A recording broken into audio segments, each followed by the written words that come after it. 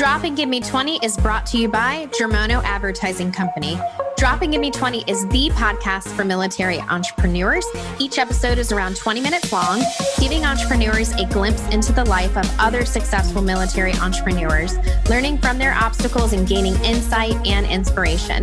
Podcast episodes focus on the stories, challenges, and wins military entrepreneurs have faced in their businesses. I am your host, Lindsay Germono, and thank you for tuning in. Thanks for listening to Drop and Give Me 20 and Happy New Year. So this episode is being recorded in 2021, but should release as the first episode of 2022. How cool is that we're already doing that? We have, Drop and Give Me 20 is the podcast for military entrepreneurs. I'm glad you're here. And I'm also really glad to talk with my guests today. Lindsay Helm is with Underemployment, and she is a mover and shaker in our community. And I'm really proud to have connected with her and to make her acquaintance and also share, her business with you. And for those that are listening, I think that you are no stranger to the nuances as it comes to employment. And so that's why many of us, decide to start our own business and, just carry it with us. But that might not be something long-term for you. So without further ado, hi, Lindsay, how are you? I'm good, thanks. Good morning. Thanks for having me. I always get really nervous during introductions because it's like, oh, she does all these things. I'm like, I'm just a human. I do all those things too. I'm just a human. I just have my my on voice. But then 20 minutes from now, when we hit end, I can go and put my pajama shirt back on and take off my fancy clothes and go back to my day. Your journey is unique because not only are you a military spouse, but you are also a veteran. So thank you for your service. Well, thanks. Yeah, I definitely am both. And that's been a really nice thing to have tucked under my belt, as we go through the process. Talk to me about Empower Employ. I know that this organization is the passion project is not new for you, as you've been in the space and recognize the need of employment and the issues that especially military spouses face. But specifically for your organization, for Empower Employ, what are you guys all about? So we are really out there to kind of bridge that wage gap of the and underemployment for military spouses and veterans. So, I look at that there are, thanks to COVID, remote work has become really kind of normal. But take COVID out of it, we're seeing employers have their employees and candidates go back into the workforce. But in the meantime, the remote jobs that are left out there, pay $14 an hour. And it grinds my gears, I guess, a little bit. And so in that regard, we're looking at opportunities and sharing opportunities that are remote, that are portable, that pay better than, $14, $15, $16 an hour. I personally didn't go to school and I didn't serve this country. Well, that's a whole other story, but I didn't go through all of those life experiences, to be paid less than what I am worth. So there's that piece of it. I used to believe that technology and ATSs were to blame for all these failures until I built one of my own and realized, oh, it's not the technology, it's the people. So the second half of what we're looking at doing is working with companies to change their culture and consulting on the side. So for the veteran population in particular, a lot of times, I used to tend to use a lot of acronyms or a bunch of gibberish on my resume. I think a good example of this is I do a lot of kind of career coaching, right? So I'm sitting down with this officer. He's been in the military for, 10 years. He goes, look at my bullet on my resume. It says I'm ranked #1 executive officer out of 500. And I said, respectfully, sir, no one cares. Think about that for a second. No one cares. If I show this to a civilian employer, a hiring manager, congratulations, you were employee of the month. That bullet does not show leadership. It doesn't show you're skilled. You really, really, so I can rant about that on a whole other day. So we do that career coaching with the veteran. We rewrite the resume. With military spouses, it's very similar situations, but it's spouses need a separate outlet because their experience is completely different. So we're doing that at a field level. And then we're going out to companies and we're going, look at, I use in our training system a term called I got my DD 214. So this soldier's name is I got my DD 214. Let's look at 214's resume. Look at all of these skills that have been translated into English. Look at your job positions that you have, employers, things you can listen for, things to ask a veteran, things not to ask a veteran, things not to ask a military spouse. One of my major peeves on the military spouse front, and I bounce back and forth because I'm both, right? Are like, I got on a phone call for consulting the other day, and this hiring manager says to me, "Hey, Lindsay, I'm so glad you're here. What does your husband do?" Mm. Yeah. Husband do? My husband's not here. Would you like me to go get him for you? Like, he's going to tell you how to change your organization's, function and vernacular. And so from a diversity and inclusion standpoint, we're changing, we're consulting internally. We've written our own program that's SHRM accredited. So you can take our class if you're a recruiter or hiring manager and get 3 PDCs. And you're like, well, isn't that what Veterans at Work did? Yeah, Vets at Work did that, but not at a field granular level. Vets at Work didn't cover SOFA; they covered sexual assault. And that's fine if that's what they're thinking. And it's a great program. Let me just stop before I get myself in trouble. Vets at Work is a great introductory program, but we've done such a granular, gritty job in getting in there with our course that SHRM has recertified our course and made us certifying officials. So we're doing staffing, we're doing consulting, we're doing career coaching. And we love every single minute of it. Now there are some struggles, but we'll get to that. So that's what I was going to ask you is tell me, like, when you started to form this, just give us a pain point or, a struggle point for you that you've had to overcome. I ethically am having a hard time with the positions that are presented to us, to staff, especially when I said, I want to bridge the wage gap of and underemployment, right? So recently I was presented an opportunity. It's a call center opportunity. It's go into the office for 3 months, but then you're remote. It pays $14, $16 an hour. I immediately want to scream out no as a person and run away and be like, no, thank you. But then I ethically kind of feel obligated to at least present the opportunity because there are some of us that got married fresh out of high school, didn't have any other cool career skills that we're working on, need something that's portable, maybe just one aside, So I feel like I should carry some of those in our catalog, but also maybe not. So that's been a struggle. Learning we talked about this a little earlier, but learning the regulations for hiring out of each of the states, explaining the SOFA agreement to companies so that they understand there's a whole untapped market in Guam, in Italy, in Spain, in South Korea, in the Philippines, in Puerto Rico. I mean, it's just untapped. So that's been another one. And really setting ourselves apart from everyone else. What makes you different? What makes you so special? We've got hundreds of agencies out there trying to tackle this problem. Why are you different? Well, we're different because I care. I care in a way that is unhealthy. So one of our struggles is setting boundaries and learning that, I can career coach you, but please don't text me at 2 a.m. and wonder why you didn't hear back from me. I don't know. I was asleep. So those have been some of those struggles. And lastly, more on the business side of the house, since this is about kind of entrepreneurship, finding the fundraising when you are young and tiny, but courageous at the same time and getting creative without taking out a loan. You hear that the SBA supports small business. My personal opinion, I'll say it again, personal opinion, and maybe a little professional, but personal, is that they make it extremely difficult to get funded without giving up, your firstborn. So that's kind of been. And then lastly, on my rant, finding talent that is willing to stay with you and grow with you. Empower Employee has seen a lot of change just since April. We bring people in, we train them, we use them, and they kind of use us as a jumping off point for their other, and that's great.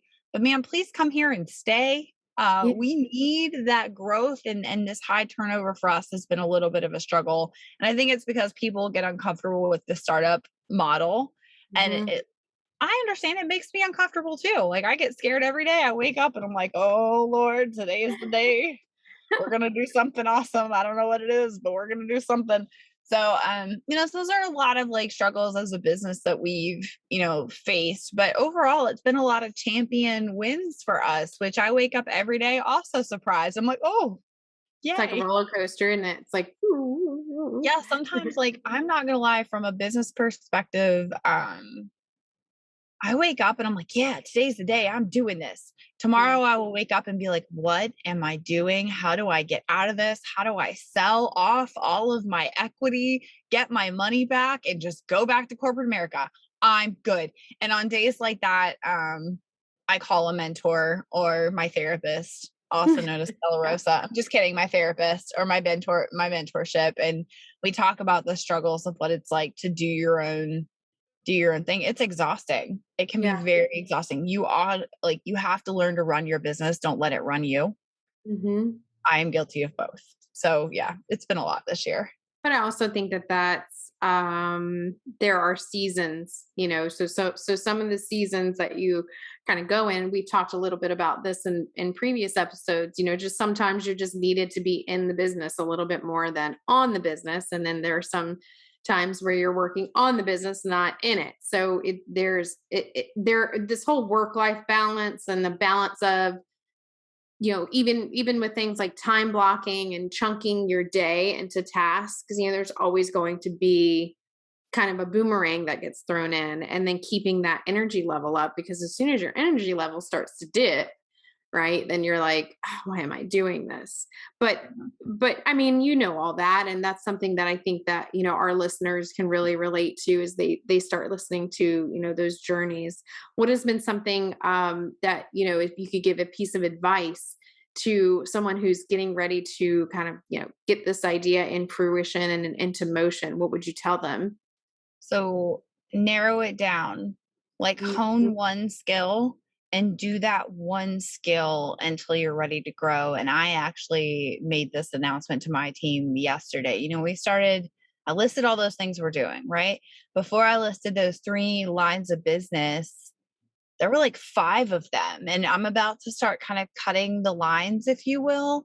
And not cutting, we're just going to forecast them differently. So, forecast your year, really hone that one skill. So, as much as I don't love it, but I do love it, staffing is my one awesome skill. I've proven to myself time and time again that I'm good at it. I have a knack. I'm like a walking job board. You legitimately could ask me for any single resource at any given time.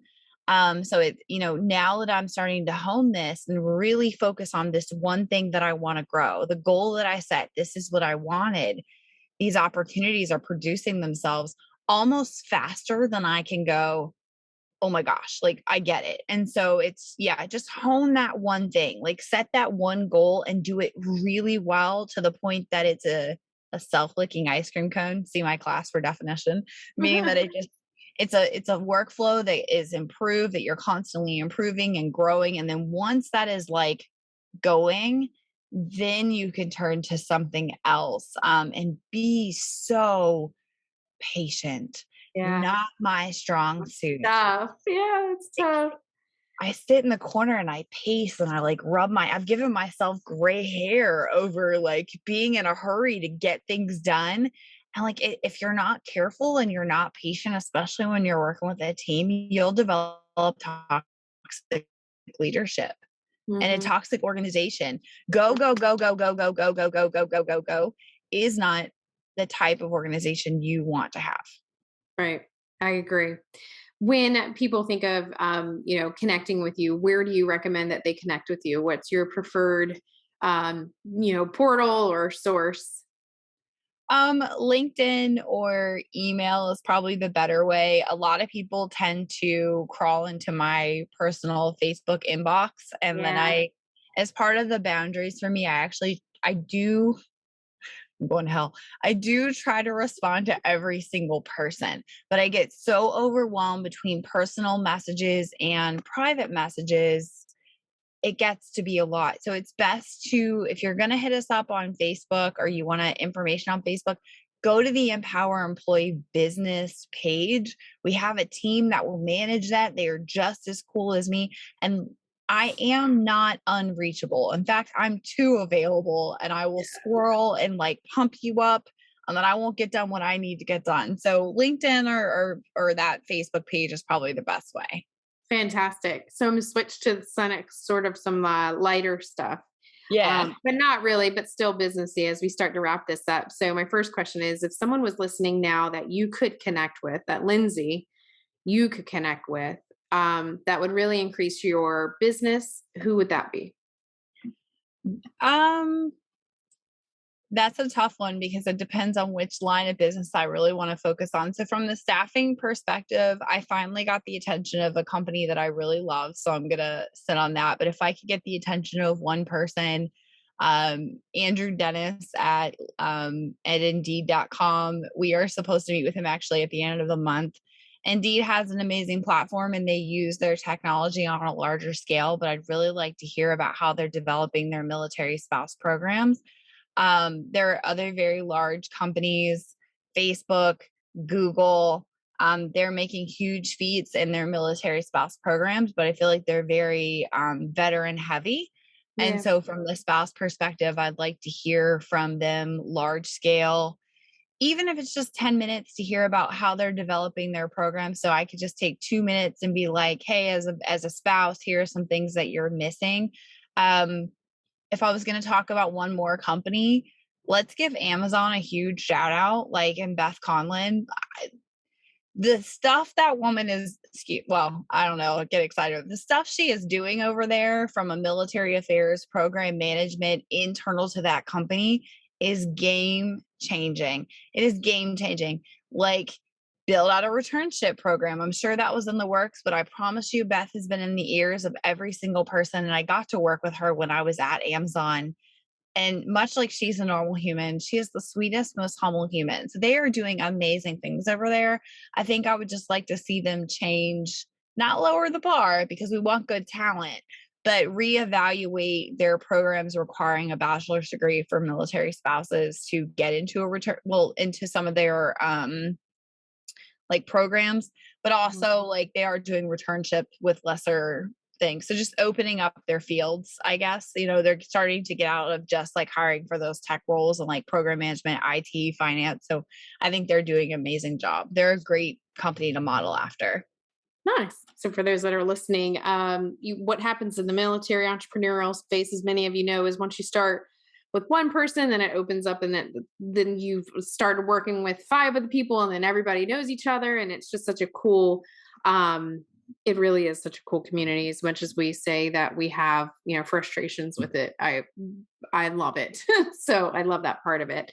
All right. My last question. This is a really kind of silly story. What was your first job? Oh, my first job ever? Like, yeah. Outside of before the military, like high school? Yeah. Like your first job, 15, 16. I worked actually at 13 at a concession stand for bingo in my hometown in Dry Ridge, Kentucky. By the way, we have a population in that hometown. At the time, we had a single blinking yellow light, and we hit it big with a super Walmart. So it was very tiny. I used that cash to probably buy like stuff for school. We weren't a well-to-do family, so I earned it. But yeah, I did that before the Army. I forgot all about that till just now. I was like, oh gosh. I love it. I love asking people those kind of like, different questions, but just kind of on the same lines of your resiliency and your ability to make this change happen. I'm looking forward to already great things that are happening for you and for their company.